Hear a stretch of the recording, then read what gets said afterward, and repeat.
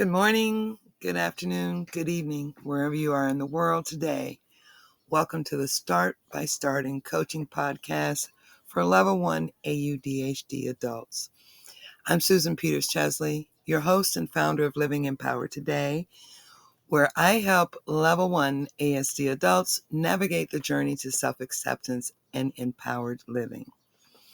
So if you're tuning in for the first time today, thank you for joining me. I am recording from the big island of Hawaii.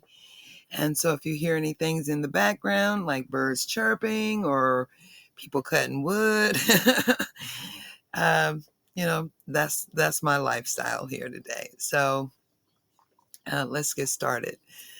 This podcast is designed for adults who, like myself, received a late in life autism diagnosis or who on their own figured it out that this is who they are.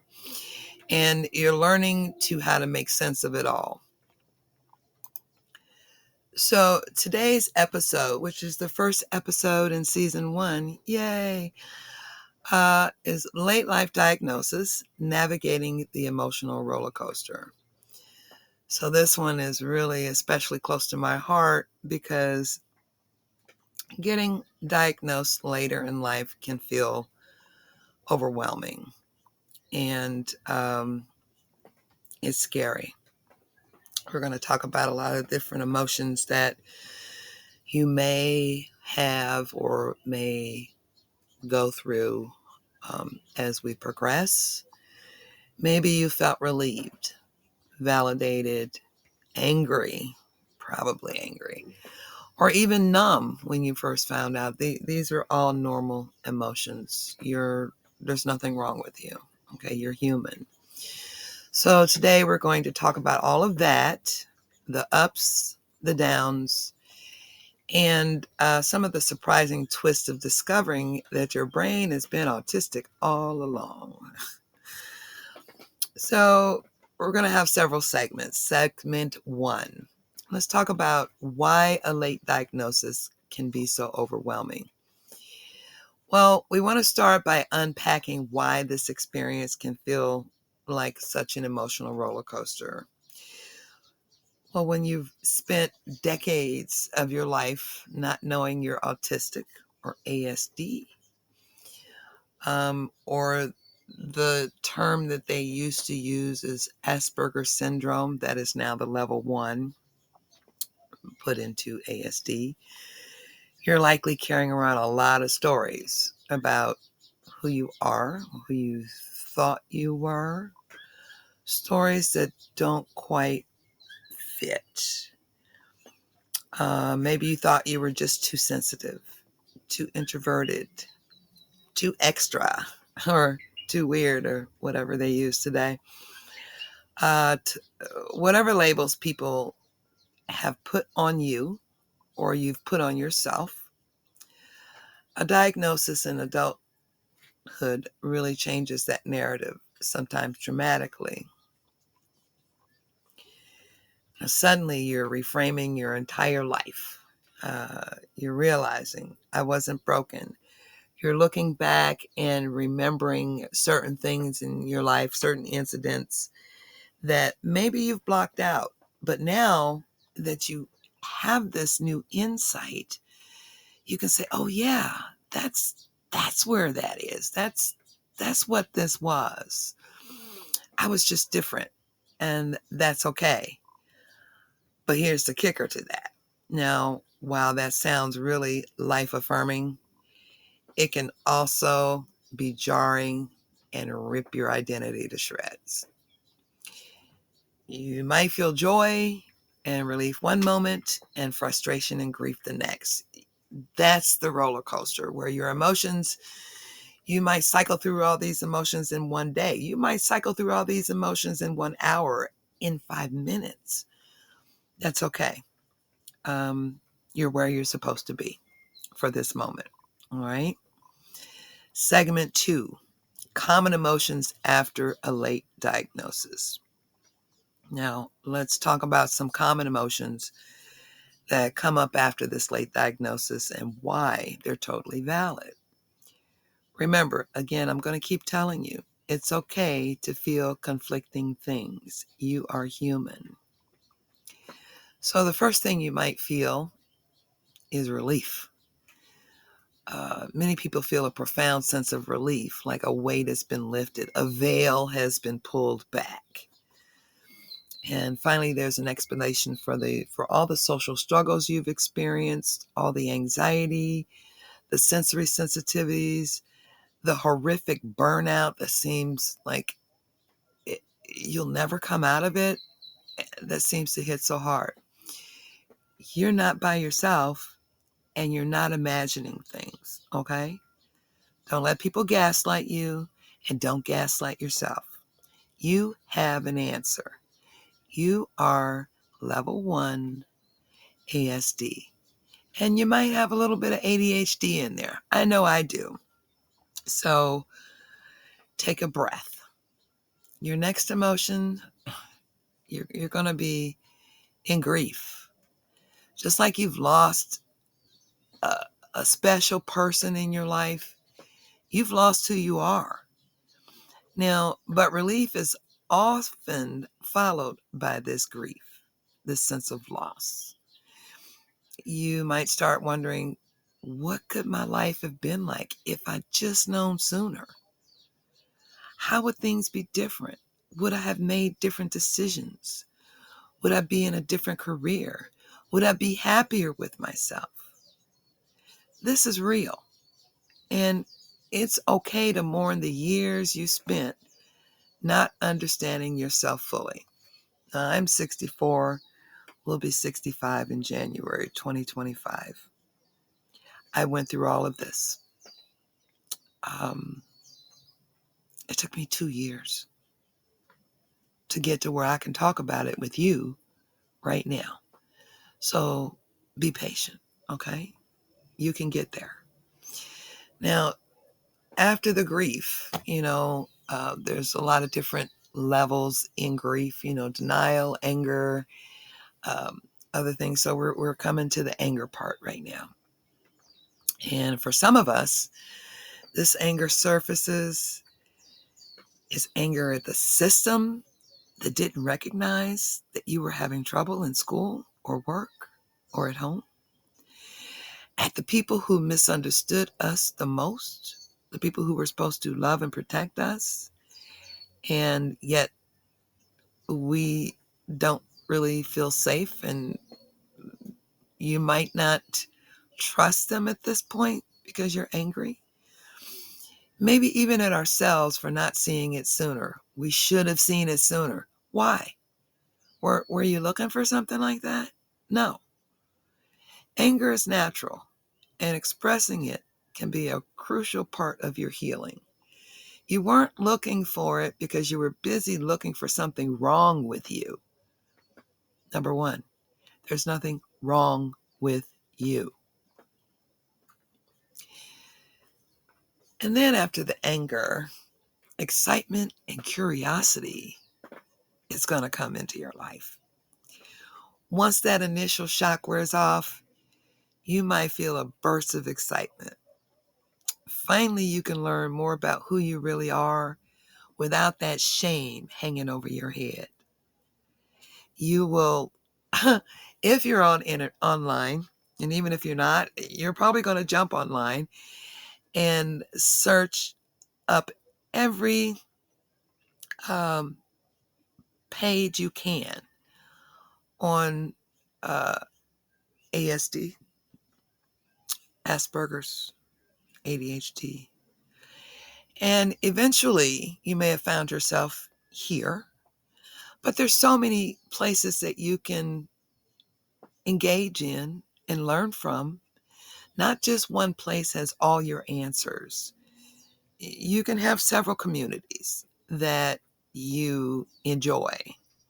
They could go around your age or your job or your ethnicity or where you live, your nationality. All these things are out there. There's a whole community of neurodivergent people who are sharing experiences similar to yours. All you have to do is give yourself permission to seek them out. You're going to be really shy at first. You're going to sit and creep in the comments. Just don't be a creep in the comments, okay? Be quiet for a while. Listen. And if there's people in there who are open to you asking questions, connect with them. All right. So once you start to connect with certain communities, you still will have self-doubt. Finally, this self-doubt that has been running, chasing you for your whole life is right in your face. You might start to question, am I really autistic, or is it something else? Am I bipolar? Am I narcissistic? Am I this? Am I that? And I can't answer those for you because I don't deal with comorbidities. You need a therapist for that, which is only done with psychiatrists. And we will get to that later on in this first podcast. So this is really common, to doubt yourself, to doubt that you know what you know, to doubt your traits, to doubt your feelings, to doubt your experiences, especially if you don't see yourself fitting certain stereotypes, or if people around you downplay your diagnosis. This is very common in certain cultures. I'm a African American woman, and there's no research on minority autism out there. It is all based on cisgender, European white, male boys. Now they're starting to research cisgender uh, white female girls, but adults are still left out. We're almost like, oh, you'll outgrow it. No, you never outgrow this. This is your brain. This is your neurotype. This is who you are. So, but remember, level 1 ASD is often invisible in the ways people expect. You don't look autistic. You'll hear that a lot. Well, and your experiences are valid. Segment 3, tools for managing this emotional roller coaster that you're gripping really hard right now. Let's talk about a few practical strategies that you can do starting right now to help you process these emotions. Because as much as I love understanding why we feel the way we do, we also need to develop personal tools for ourselves to move through it successfully. You're not going to get from point A to point B without some assistance and without some behavioral and thought tools to help you come out of the unknowing and into the conscious. Now, the first tool, and this is always my favorite, I will forever be talking to you about it. It is journaling.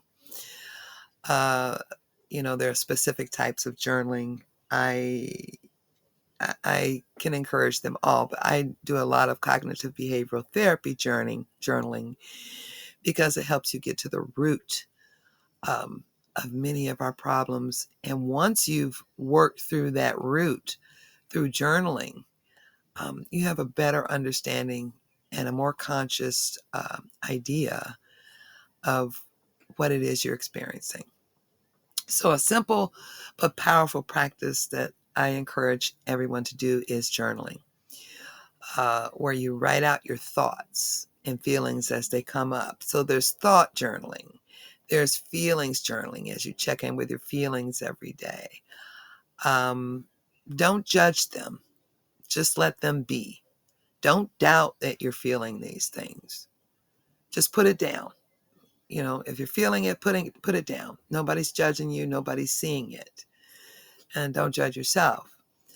So maybe you're excited one day and resentful the next. That's okay. This is normal. You're cycling through all of this. You're just coming into self-awareness. So a journal can be a safe space, your safest space, to let these emotions flow. Protect your journal. Keep it in a safe place where no one can get to it, no one can, uh, you know, uh, invade your privacy. This is just for you. You can share it with whomever you want, or you don't have to at all. Um, the next one is self-compassion practices. So practicing self-compassion throughout all of this is crucial. Try speaking to yourself the way you would a trusted friend or a loved one. How we speak to ourselves determine how we think of ourselves on a daily basis. If your critical voice inside is constantly calling you stupid, the R word, um, disabled, useless, um, it is considered a disability, but you can function uh, without as many support tools as level 2 and 3. So don't, uh, get it in your head that you're useless. Nobody on any level is useless. Everyone is worthy. All right. So you're in a process of rediscovering yourself. And it can be really, really messy. You're going to act out with some people. You might burn some bridges that you may have to go back to later and apologize for, and you will learn how to do that. Because I did it. Oh boy, I did it. I just went straight off the deep end. And luckily, I had people who were compassionate and understood that I would come out of this, and I came back, and they understand, and hopefully that's for you too. So remember that self-compassion isn't about being happy all the time. It's about honoring where you are.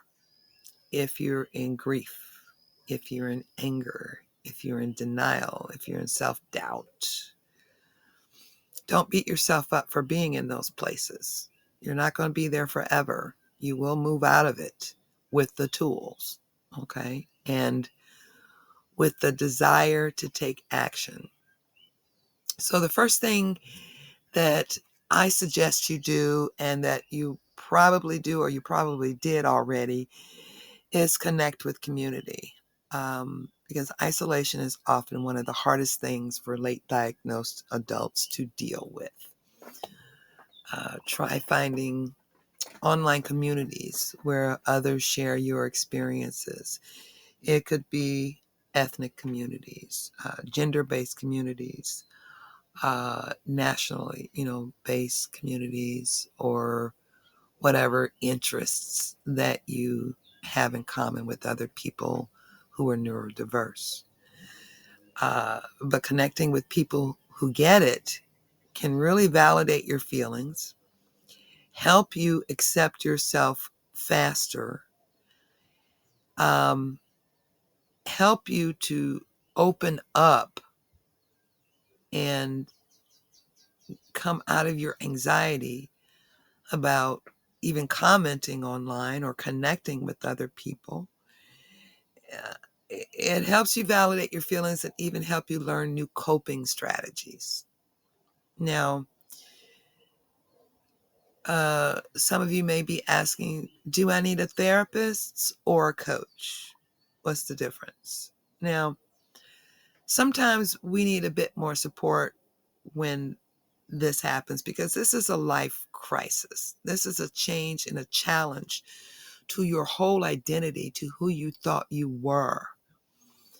And if you already have diagnosed comorbidities such as bipolar disorder, um, uh, narcissistic, personality disorder, or schizophrenia, or anything else, clinical depression, therapy with a clinical therapist who is trained in these comorbidities, who is also familiar with autism and also competent in your identity area, such as I am a Black African American woman. I would seek out a person in my ethnic community who is also trained in autism and how it affects us in our community, because each community, it will be affected with you differently. Society is going to, it's different for each and every one. So don't think it's not, because it is. All right. So that's important to have someone who uh, can connect with you on those levels, because if you don't, you're going to get stuck with a therapist who doesn't understand where you're coming from because they don't know your daily lived experiences. Um, and that's a waste of your time and money. So, you know, and it might not be the first person. Take your time in doing that.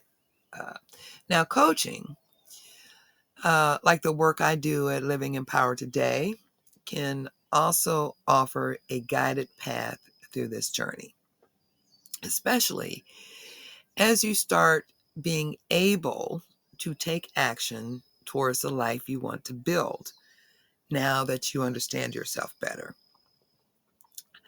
Since I don't deal with any of the comorbidity diagnosis, I don't diagnose anyone besides the um, level 1 in ADHD that I work with, on setting goals, on working through that. Um, you can do both at the same time. As you towards the end path of your therapeutic sessions, which may be a while, you can partner up with a coach and add both of those services, because your therapist is going to give you homework to do. And it might coincide with some of the homework that is available through coaching.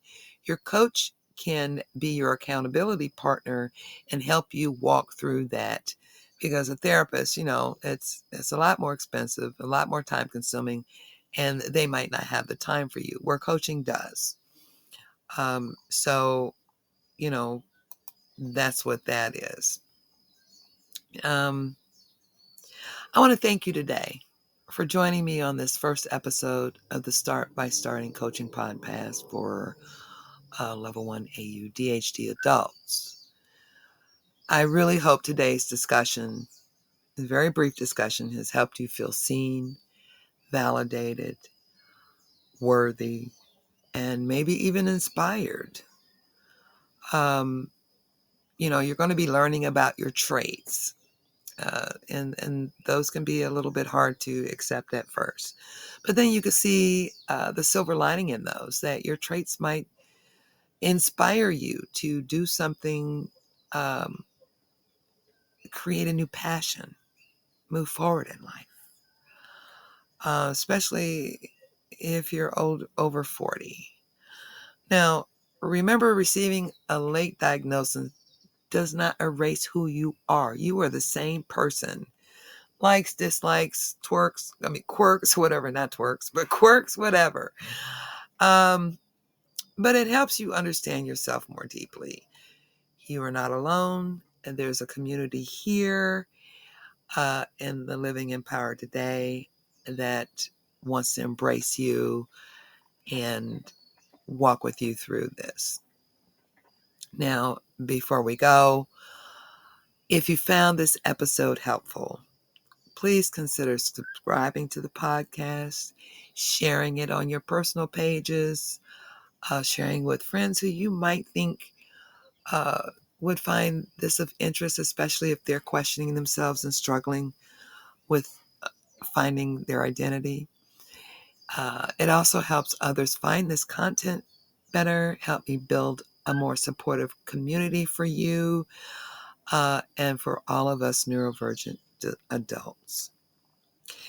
Now, join us next week for Season 1, Episode 2, Autism and Relationships, Building Connections After 40. This can be really challenging for us. It's still challenging for me. But I'm walking through it each and every day, and I'd love to walk through it with you. That would be the episode 2 uploaded the next week.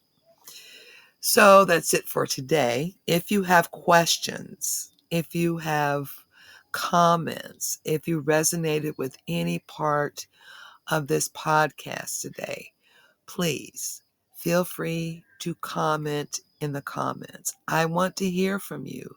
I want to know your experiences. I want to know what you're struggling with, how I can help you move through those struggles. Create a plan that's just for you, so that you can wake up every single morning feeling empowered by no matter what crisis comes in your life. You know who you are, and you can stand in your identity against any storm. I'm Susan Peters Chesley, reminding you today to start by starting. Nothing happens until you start. Take it one step at a time and be gentle with yourself. Until next time, take care. Aloha.